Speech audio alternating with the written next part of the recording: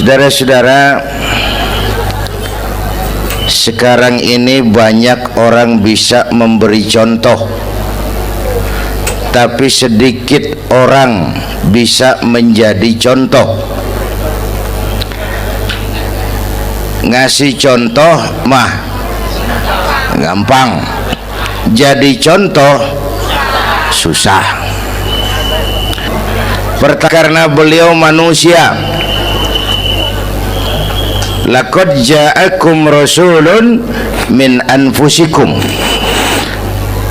Kalau kambing disuruh nyontoh ayam, yang nyuruh nyontoh kagak punya pikiran, ya kagak level. Kambing mah nyontohnya kambing, kebo nyontohnya orang, nyontohnya orang. Makanya Nabi kita orang, bukan malaikat, bukan jin, bukan dewa, manusia. Kalau manusia disuruh nyontoh manusia, itu perintah masuk akal, predispositionnya sama. Kalau disuruh nyontoh malaikat mah ribet kan. Malaikat bagaimana nyontohnya, dia mah tidur kagak, makan kagak, sama duit budek, sama perempuan kagak open, lah susah nyontohnya. Ya, Superman tuh biar hebat nggak bisa dicontoh Superman, bagaimana terbangnya, lagian pakai celana dalam di luar, Pak. Nggak bisa dicontoh Superman mah. Nabi kita manusia utuh, cuman sungguh pun manusia, kualitasnya beda. Ini namanya basyarun la kal basyari. Manusia memang, tapi jangan samain, bobot bibitnya beda. Contoh, kita nih manusia, kita tidur. Nabi kita manusia, beliau tidur. Tidur Nabi, tidur mata doang, hatinya nggak pernah tidur. Tuh bedanya sama kita tuh. Tidur kita keblek, asal tidur habis-habisan. Lagi, kita manusia, kita keringetan. Nabi kita manusia, keringetan. Keringet Nabi harum wangi, bau minyak kasturi, zaman belum ada parfum. Keringet kita udah rasain aja masing-masing dah, jangan pakai dikebet udah.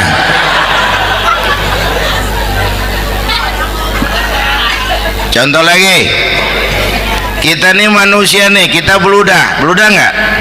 Nabi kita manusia, beliau juga beludah. Ludah Nabi obat, ludah Nabi. Itu kan waktu mau hijrah kan sama Sayyidina Abu Bakar, sampai di Gua Sur, Sayyidina Abu Bakar bilang, saya turun duluan ke gua ya Rasul. Ngapain? Bersihin gua, takut ada binatang berbisa. Silakan turun. Sayyidina Abu Bakar bersihin gua, bener tuh, tangannya digigit kalajengking, sakit, ngebet, bengkak. Kalajengking Arab, ya emang di Arab kejadiannya. Heran nyaut aja bener. Ditahan aja, udah aman ya Rasul, silakan turun. Lama-lama dalam gua berduaan kelihatan juga Sayyidina Abu Bakar mukanya pucat.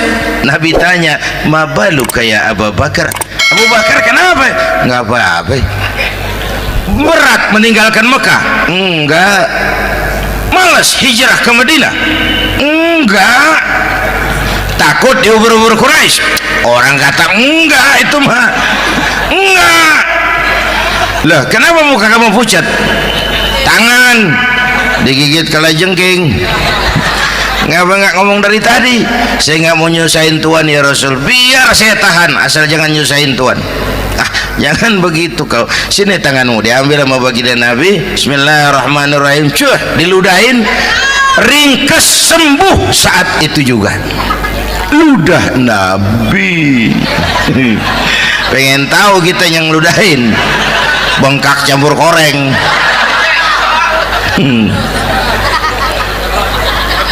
Satu tuh alasannya kenapa Nabi dijadikan contoh, karena manusia. Kalau manusia disuruh nyontoh manusia pasti bisa dong ya. Yang kedua, karena tadi kata Bang Haji Oma, pribadinya itu pribadi yang multidimensi. Menyontoh apa? Pak, saya ini pengusaha Pak. Nabi umur 9 tahun udah ke Syria tuh, dagang lintas negara, Syam tuh. Saya jenderal Pak, Nabi mimpin tentara di medan perang Mas. Saya mau balik Pak, Nabi dakwah Bung. Saya guru Pak, Nabi ngajar Mas. Innama bu'istu mu'alliman, aku diutus sebagai guru, guru umat, guru bangsa. Saya politisi Pak, Nabi diplomat ulung Bung. Saya presiden Pak, Nabi mimpin bangsa dan negara Mas. Saya kepala rumah tangga Pak, Nabi punya anak bini Bang. Ayo lempengan mana dulu cari ngomong. Malah Nabi Isa tuh nggak bisa jadi contoh bagaimana membina rumah tangga bahagia. Bagaimana membina rumah tangga bahagia menurut contoh Nabi Isa? Nggak ada Mas. Kenapa? Nabi Isa belum sempat kawin. Ya, Nabi Isa belum sempat kawin. Ada pengikut Nabi Isa menyangka nggak kawin ajaran Nabi Isa, pada ngikut lagi nggak kawin. Tuh pastor tuh mubazir. Orang dikasih perabotan. Bang bener, saya kalau dalam Islam kiai kagak boleh kawin, saya pilih berhenti jadi kiai. Kalau kagak ada giro-giroan, botak rambut.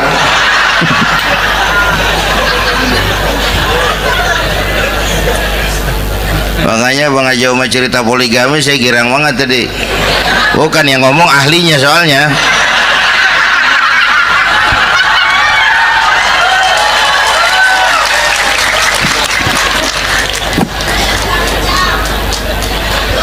Dadah gitu aja deh ya. Nah, kata Imam Busair nih yang dahsyat, ka'annahu wa huwa fardun fi jalalatihi fi askarin hina talqahu wa fi hasham. Sepertinya kehebatan Rasulullah itu sama baik sendiri maupun di tengah tentara. Artinya begini, orang hebat banyak, tapi yang hebat di mana-mana susah nyarinya.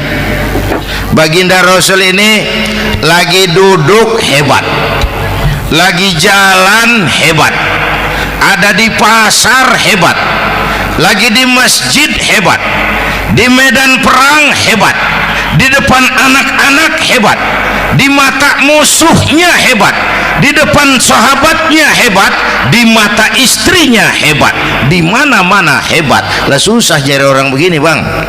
Ya, kita mah hebat juga setempat. Di kantor hebat, sekantor orang diomelin. Di kantor, pulang ke rumah dikeplak sama bininya diem aja. Ini di depan bininya dia kagak hebat dia mah.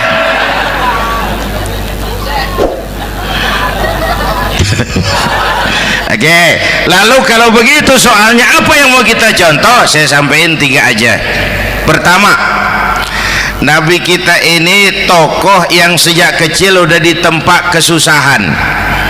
Bu, tadi kata Bang Haji, Islam mengangkat derajat kaum perempuan karena perempuan banyak melahirkan orang besar. Lihat Sayyidah Aminah, ibunda baginda Nabi, melahirkan anak pertama tanpa didampingi suami. Meninggal suaminya, sedih hatinya, remuk perasaannya, tapi tegar jiwanya. Dilahirkannya bayi bernama Muhammad, diasuhnya penuh kasih sayang, diantarnya menjadi orang besar dan memang dibesarkan oleh Allah. Itu contoh tuh Bu.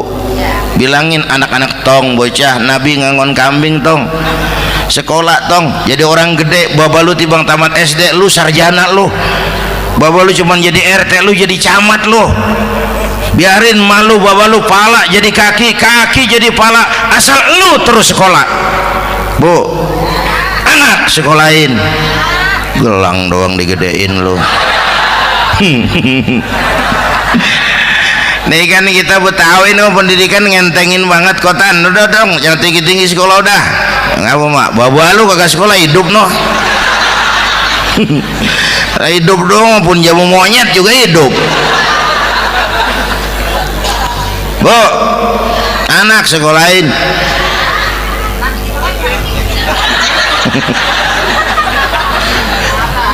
Mahatma Gandhi. Oh, kecilnya begeng, ceking, cacingan, liatim.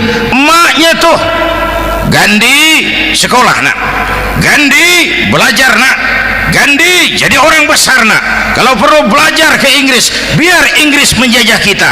Gak apa-apa kau sekolah ke Inggris, tapi jangan jadi Inggris nak. Jangan pacaran sama bule, jangan sentuh minuman keras. Gandhi jadi orang besar. Mahatma Gandhi tumbuh karena dorongan emak. Mak, udah yatim. James Watt, Kang Bandrek. Emaknya tuh yang dorong tuh jadi orang besar. Belum lagi perempuan yang jadi besar. Di Indonesia ada Kartini, di Jawa Tengah ada Dewi Sartika, di Jawa Barat Dewi Sartika, di Bengkulu ada Fatmawati Soekarno, sang penjahit bendera merah putih.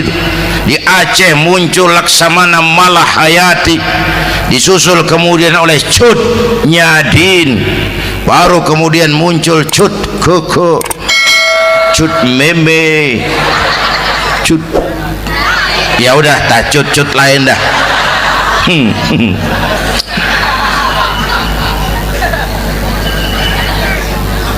Nabi ke remajanya nggak dikolokin, tegar, tahan bantingan, nggak cengeng. Begini bang, kalau bahasa kita nih, bahasa Betawi nih, orang mah bang kalau udah biasa susah ketemu susah nggak kaget udah.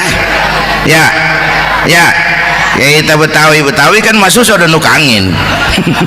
Susah mulu. Saya santri nih biasa makan kangkung, datang ke rumah temen dikasih kangkung, makanan gue ini mat, dikasih daging ayam lah nambah, emang apa? Orang mah kalau biasa susah enak nggak kagetan.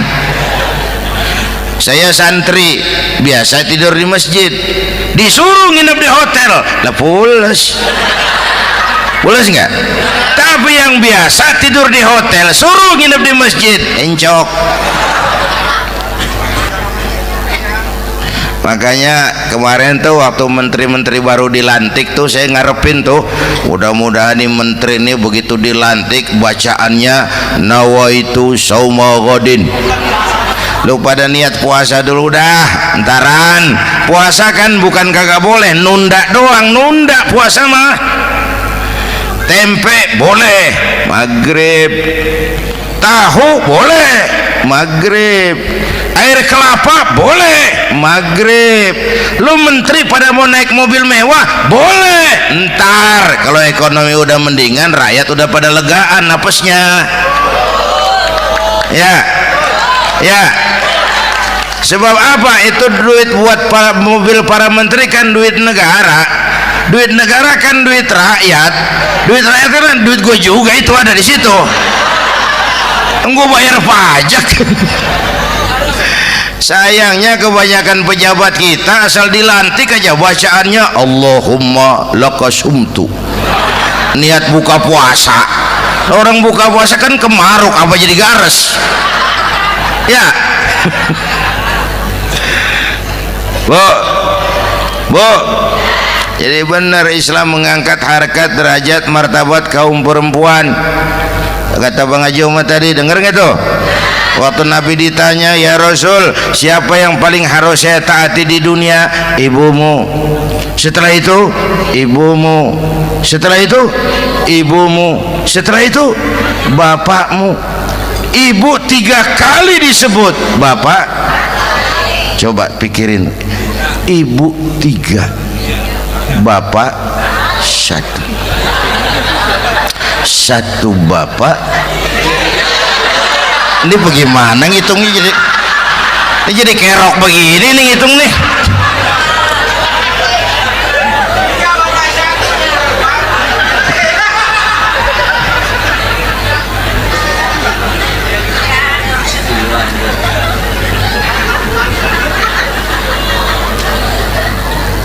Jangan takut ngadepin susah. Hidup ini keras, kerja keras, perseringat banting tulang.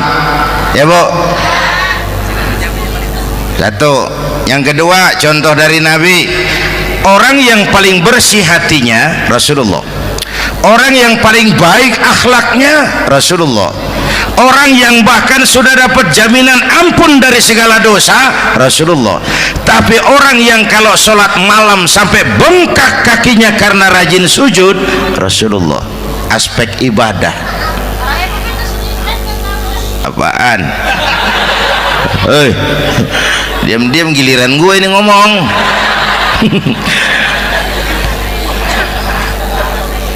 Lo ngomong lagi udah gue pulang. Canda neng. Udah gantian ya. Ya. Apaan urusan? Orang yang dosanya udah dapat jaminan ampun, kalau salat malam bengkak kakinya karena rajin sujud. Saya tahu di sini juga banyak yang kakinya bengkak. Semurat. Oke. Kira-kira 3 minggu yang lalu saya menghadiri haul akbar Syekh Maulana Malik Ibrahim di Gresik, haul ke-609. Dari situ saya ke Surabaya ikut zikir sama keluarga besar Tarbiyatul Qulub. Waktu zikir saya terkejut, ada kalimat yang dibaca ratusan kali menyentak perasaan saya. Kalimatnya sederhana, kita apalah, yaitu kalimat ana Abdullah. Dibaca ratusan kali, ana Abdullah, ana Abdullah, ana Abdullah, ana Abdullah. Buat saya itu menyentak karena memperteguh komitmen saya hamba Allah, saya hamba Allah. Ah, itu mah Pak Zainuddin kan biasa, itu mah kita semua juga hamba Allah. Betul. Ayo kita bikin luar biasa. Saya mau tanya, Bapak Ibu hamba Allah apa bukan? 3 orang. Ibu hamba Allah apa bukan? Hamba Allah. Kata siapa? Nah, kata ibu sendiri. Kalau kata sendiri pan namanya pan ngaku. Ya, orang ngaku mah boleh dong, tiba ngaku namanya juga ngaku. Cuman diakuin apa enggak kita pan belum tahu. Ngaku mah murah, diakuin mahal. Ya, yang gampang dah. Ibu kenal sama Presiden SBY? Kenal. Presiden SBY kenal sama ibu? Lo ngaku, lo ngaku.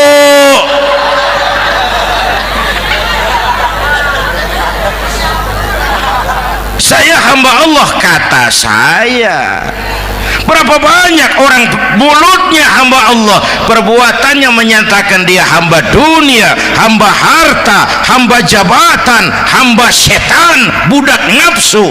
Nggak sesuai ucapan sama perbuatan. Yuk jadi hamba Allah yang beneran. Jangan separuh-separuh. Kita mapan asal sakit mah hamba Allah. Ya Allah, ya Allah, lagi sakit, sehat ya dikit, keder, nyari masjid nggak ketemu.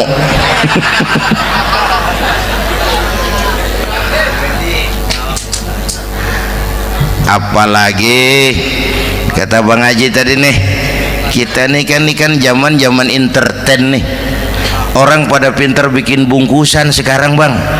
Ya, abad entertain, orang pada bangun pencitraan. Tadi itu kiai sama dukun tipis bedanya.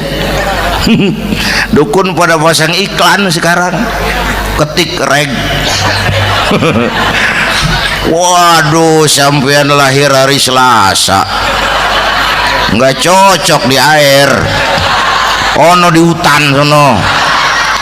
Larang udah dagang es jadi berhenti, nggak cocok di air.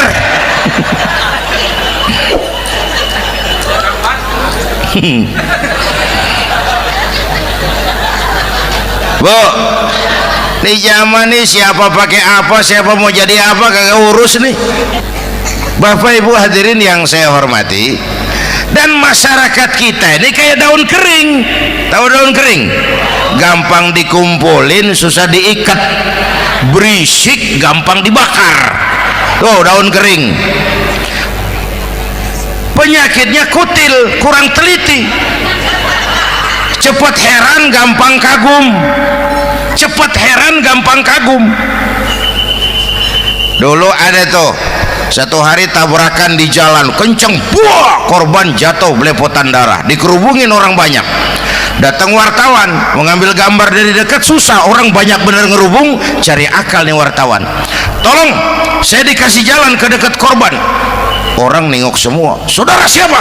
Saya bapaknya korban, katanya. Dia ngaku bapaknya korban. Ya orang minggir semua, minggir, ini ada bapaknya korban.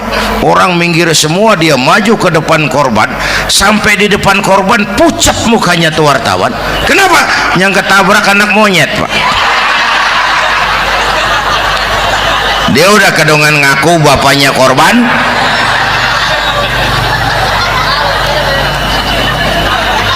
Bu, ini cerita pendek tapi pesannya lumayan nih. Kalau belum kenal bener mah jangan buru-buru ngakuin, ya. Dia kagak tahu yang ketabrak siapa, main ngakuin aja. Saya bapaknya korban. Lu makan lu jadi bapak monyet sono lu. Makanya jagain kampung kita nih, jangan kemasukan yang aneh-aneh, ya. Nabi palsu, aliran aneh.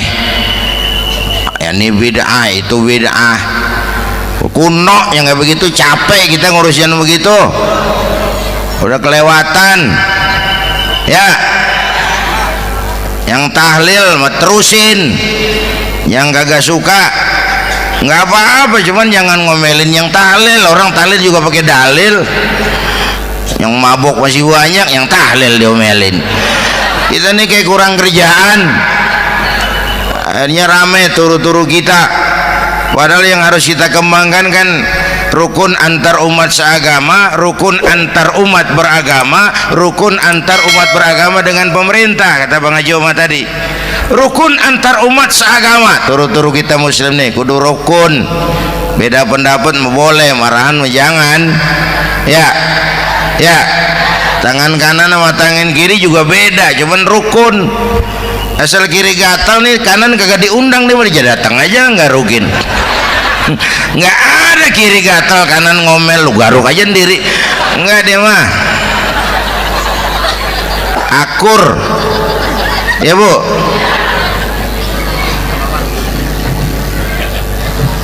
Yang kedua rukun antar umat beragama. Islam ini rahmatan lil.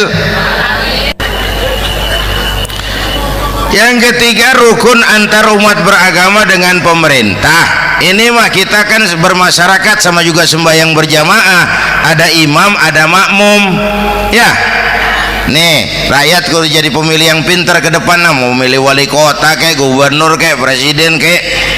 Sebab apa? Sholat berjamaah kan siapa makmum kagak penting, Bang. Makmum mah siapa aja boleh, ya. Tiba ngikutin dia mah ngaji, dia mah gimana kayak nggak ada bab pemilihan makmum, nggak usah. Makmum mah kagak usah dipilih, siapa aja boleh, ya. Bang, tuh orang budak, Bang, boleh jadi makmum. Bacanya kagak fasih, boleh jadi makmum.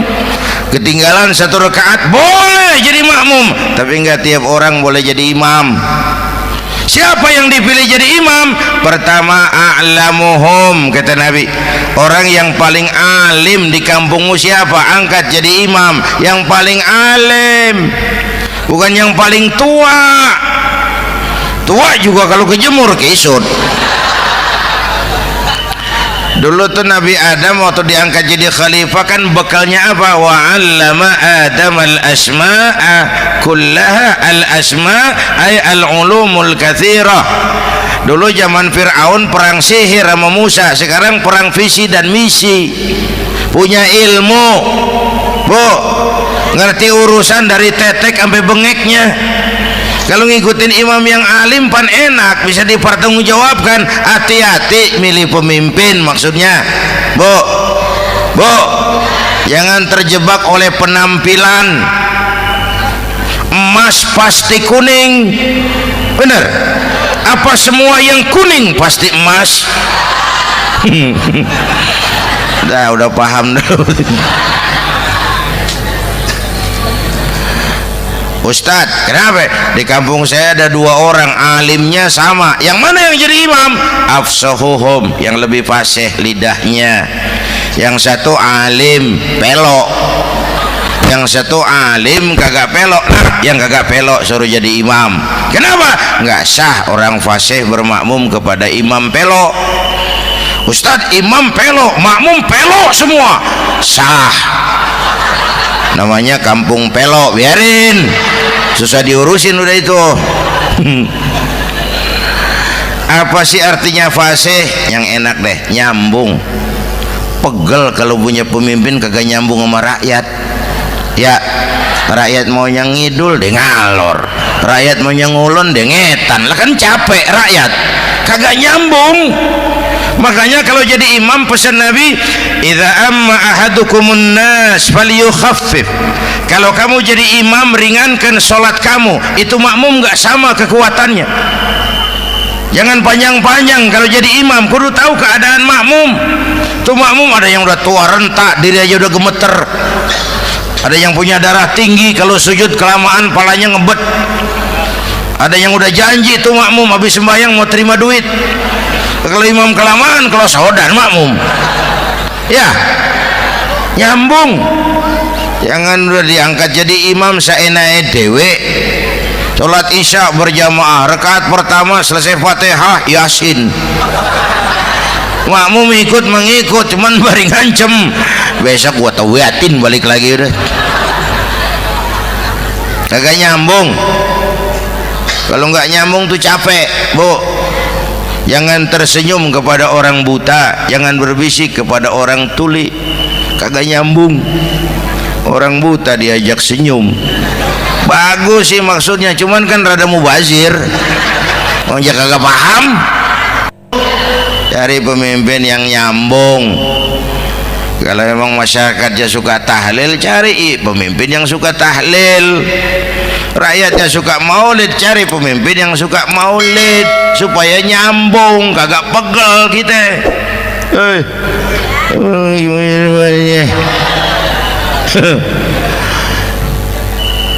Bapak Ibu hadirin, saya balik urusan kita.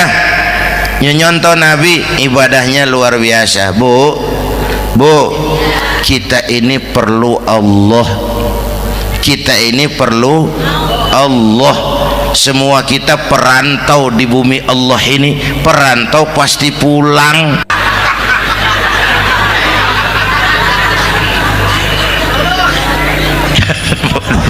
Bolot, bodoh kalau ada perantau.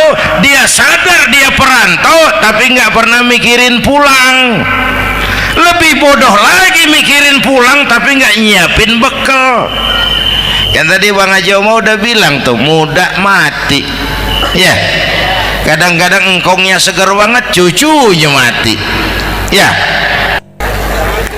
perantau mah mesti pulang. Sini mah kita ngendon doang, ngendon taran. Mula-mula pan Bang, kita mah tinggalnya jauh di alam arwah. Dari sana pindah ke alam rahim, alam kandungan emak nih.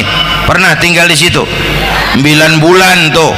Ada yang 2 tahun, yang keluar udah kumisan, kelamaan ngetemnya itu.